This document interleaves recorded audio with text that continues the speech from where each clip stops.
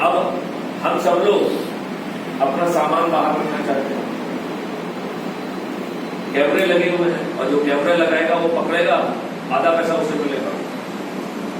तो वो हमारा जो कैमरा लगाने का खर्चा है वो तो 1 महीने में भी कम समय में तो शुरू हो जाएगा।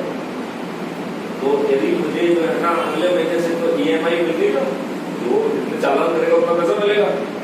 तो मैसेज ग्रुप जैसे लोग सैकड़ों लोग हो जाएंगे, जैसा मुझे 100 पॉइंट दे दीजिए, मुझे 1000 पॉइंट दे दीजिए। इसका मतलब है पूरे स्पेस में बिना सरकारी पैसा खर्च हुए सब जगह एविडेंस कैप्चरिंग होना चालू हो गई, नहीं होगा? आप सहमत है कि नहीं? आप अभी अपन एक्सीडेंट की बात कर रहे हैं, आपने ट्रांसपोर्ट में, ठीक है ना? अब जो है दूसरी प्रॉब्लम क्या आती है कि हम जो है जो जगह बाजार की है उसको घेर लेते हैं, अपनी गाड़ियां खड़ी कर लेते हैं। तो जैसे किसी ने गाड़ी खड़ी की, फट से जो है आपका वो चालान कट जाएगा। अब इसमें देखो आप कितना जॉब क्रिएट हो रहा है। जॉब क्रिएट हो रहा है जो वहां पर ड्राइवर्स हैं, बगल में जो है ना मल्टी स्टोरी पार्किंग बन जाएगी। एक ड्राइवर जो है ना जो दुकानदार नीचे उतरा, उसको जो है ना उसने चाबी उसने ली और आपको जाकर तो कुछ हिसाब मिल जाएगा, आपका पूरा बाजार साफ होगा।